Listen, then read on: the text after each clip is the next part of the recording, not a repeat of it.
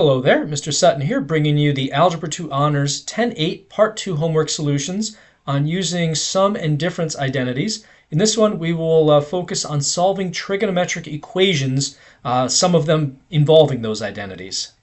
This problem, and all of these problems actually, we're trying to solve an equation for angles between 0 and 2 pi. So we're going to have to express everything in radians by the end of this. So we've got sine of theta equaling 0. I've already got my trig function isolated, so I can just plot this out on the unit circle and see what I'm dealing with. So since I'm dealing with sine, that's the y value, I'm asking where is the y value equal to 0? And looking at my y-axis, 0 is right here, so on the circle, that means I'm over here at this angle and this angle as well. Those are my y value of 0 angles. So just writing out what those are, because those are just quadrantal angles. This one is just 0, and this other one, 180, we can express that as pi radians. On this problem, I've already got cosine isolated, so I can see what this looks like on the unit circle. Since this is cosine, I'm essentially asking where does x equal 1/2?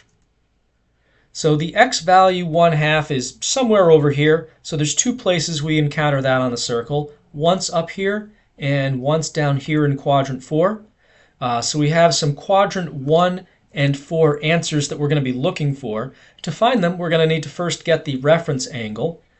So if I do kind of a reverse lookup in my table for 1/2 and cosine, cosine of what angle gives me 1/2? Well, that would be cosine of 60. So that means that my theta prime, my reference angle, is going to be 60 degrees.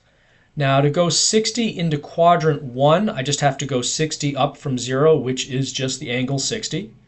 To go 60 into quadrant 4, I have to go 60 backwards from, I have to think of this as 360. So 360 minus 60 is going to give me 300 degrees there. And I have to convert both of these to radians. So 60 over 180, I can reduce that to pi over 3. And 300 pi over 180, I can reduce that by 60s. That'll be 5 pi over 3. On this problem, I'm trying to solve tan of theta equals -1. Already got my trig function isolated, so let's go to the unit circle. Now here, because I'm dealing with tan, I'm asking about slope. So I'm asking where does my m value equal -1? So if I think of negative sloping angles, there's a negative sloping angle up here in quadrant 2, right? Here would be about a slope of -1. And if I just kind of continue through the origin here, I get a negative angle in quadrant 4 as well. So these are my angles that would have a negative slope. And that means we have answers in quadrants 2 and 4 that we're going to be looking for. Now for my reference angle that I'm going to need to deal with this, I'm basically asking tan of what angle equals +1. I'm not worried about the negative because I'm just figuring out the reference angle. So tan of 45 equals 1. That's one that we should have memorized.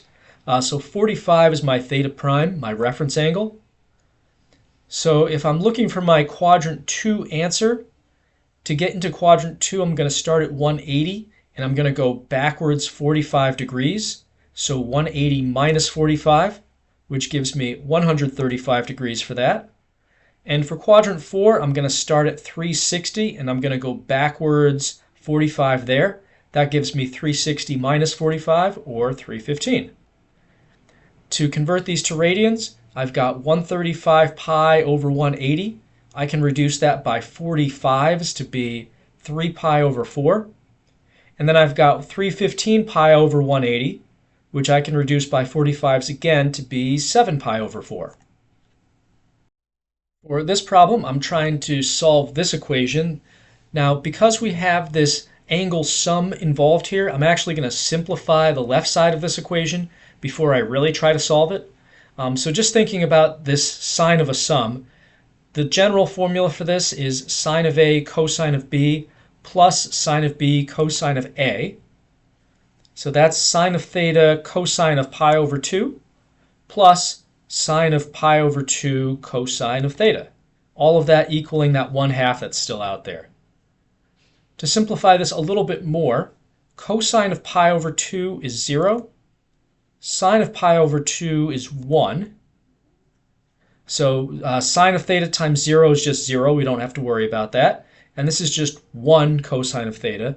So when the dust settles, that whole left side is really just cosine of theta equaling 1/2. Since I've got a trig function isolated, I can go to the unit circle now and see what this looks like.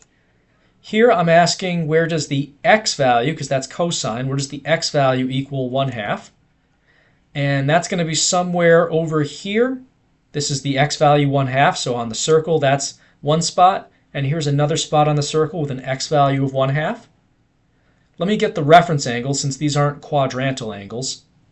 So 1/2, cosine of what angle would be 1/2? Oh, cosine of 60. And this is quadrant 1 and 4 we're looking in, by the way. So reference angle is going to be 60. In quadrant 1, 60 degrees is 60 degrees if we just start at 0 and go 60 into that one. In quadrant 4, we have to start at 360 and go down 360.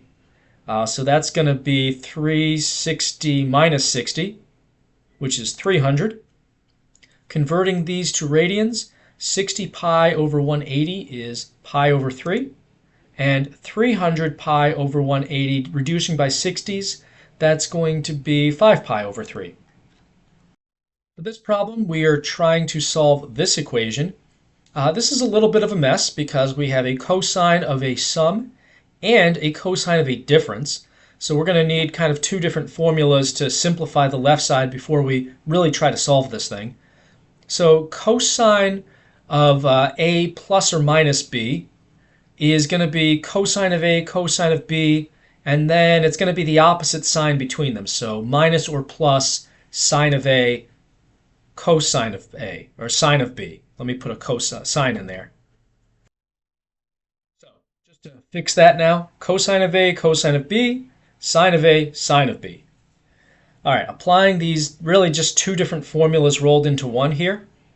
We're going to have cosine of theta, cosine of 3 pi over 4. And then we've got, this is going to be, let's see, we were adding these, so we're going to subtract next. So that's going to be minus sine of theta, sine of 3 pi over 4. Plus, we're going to have cosine of theta, cosine of 3 pi over 4. And now minus sine of theta, sine of pi over 4. All of that equaling 1.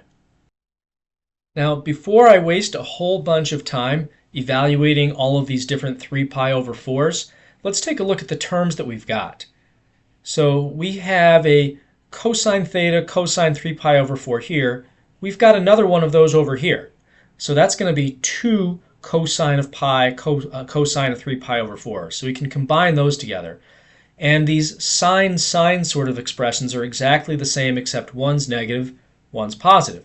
So these sine expressions are going to cancel out completely.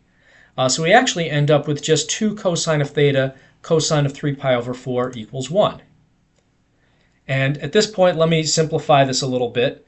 So 3 pi over 4 in general, let me turn that into degrees so I can work with it a little more easily. 180 divided by 4 is 45, times 3 is 135. So this is really cosine of 135. And in order to evaluate that, I'm going to want to get a reference angle. Since 135 is in the second quadrant, we're to the left of the y-axis. Cosine, the x values are negative over there. And the reference angle is 180 minus 135. So that's 45. So when the dust settles, this is equivalent to negative cosine of 45 degrees. Now, cosine of 45 by itself is root 2 over 2. So this then is going to be negative root 2 over 2. So plugging that back in, we've got 2 cosine of theta times negative root 2 over 2. That's going to give us a negative radical 2 over here. And now to get cosine truly alone, I have to divide by negative radical 2. So we've got negative 1 over radical 2. In order to match this up with one of my special values from my table, I actually need to simplify the radical first. So multiplying by root 2 over 2, this is going to be negative radical 2 over 2.